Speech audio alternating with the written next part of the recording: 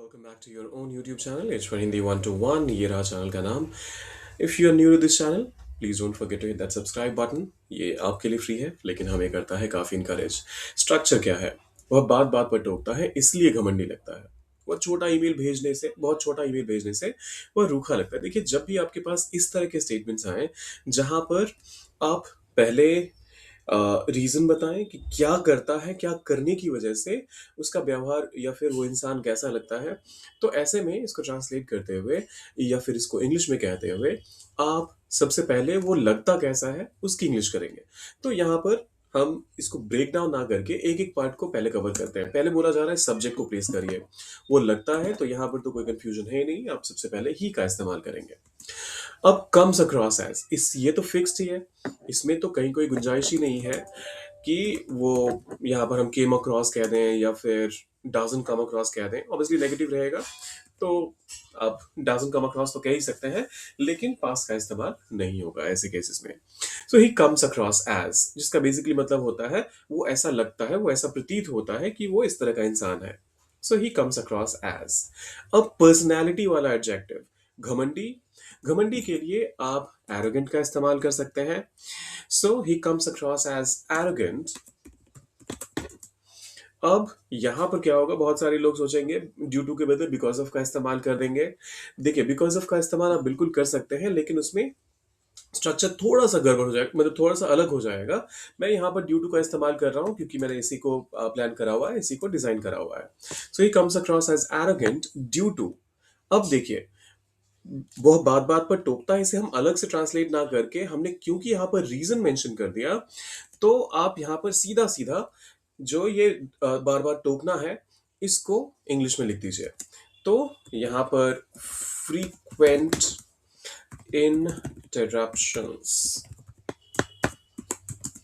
He comes across as arrogant due to frequent interruptions. वो बात बात पर टोकता है। He frequently interrupts, तो इस वजह से वो घमंडी लगता है। That's why he comes across as arrogant. Overall पूरा सेंटेंस हो गया, he comes across as arrogant due to frequent interruptions. अब तो ये बाकी दोनों स्टेटमेंट्स मैं ट्रांसलेट कर देता हूँ और आखिरी वाला आपने ट्रांसलेट करना है। बहुत छोटा ईमेल भेजने से वह रूखा लगता है। फिर से हम यहाँ पर ही कम्स अक्रॉस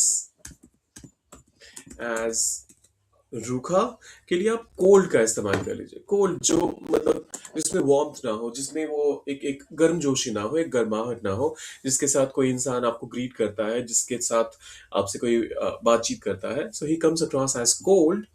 क्यों ऐसा लगता है? छोटा ईमेल, मतलब जो मुद्दे की बात है वो सीधा सीधा बस मुद्दे की बात करता है, आपका हाल चाल जानने की कोशिश नहीं करता, आपसे समझने की कोशिश नहीं करता आपका थॉट प्रोसेस।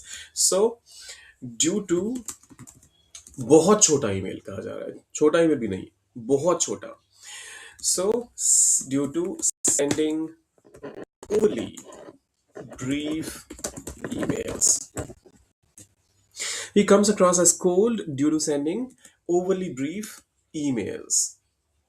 वह बहुत छोटा ईमेल भेजने से, अगर आप यहाँ पर एक ईमेल की बात करेंगे, due to sending overly brief email कहेंगे। फिर उस केस में अगर एक ईमेल की बात होगी तो यहाँ पर एक पैटर्न की बात हो रही है। ऑब्वियसली एक किसी के एक ईमेल से आप उसे कोल्ड या फिर सुपर वार्म तो कंसिडर कर नहीं सकते।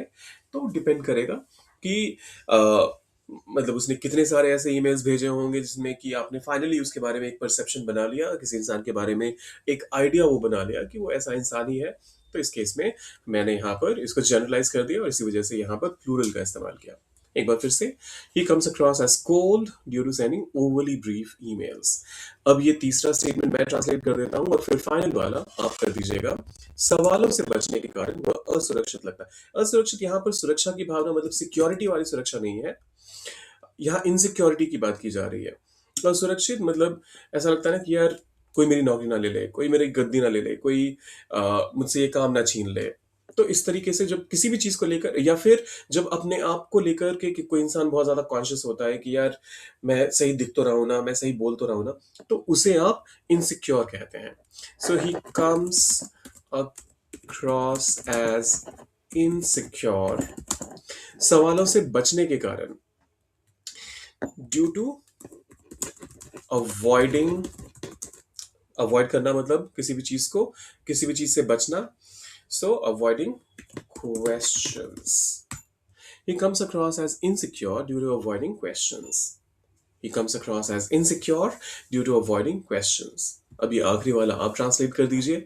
बार बार दबाव डालने से अनुरोध जबरदस्ती का लगता है. अनुरोध यहां पर इसको आप इंग्लिश में रिक्वेस्ट कहेंगे और यही हमारा सब्जेक्ट भी है. अब कोई भी एक पर्टिकुलर अनुरोध जबरदस्ती का लगता है तो द रिक्वेस्ट के साथ आप शुरुआत कीजिएगा और बार बार दबाव डालने के लिए आप रिपीटेड प्रेशर का इस्तेमाल कर सकते हैं. बाकी का पूरा स्ट्रक्चर आपके सामने है. इसको कीजिए इस्तेमाल. डालिए कमेंट सेक्शन में और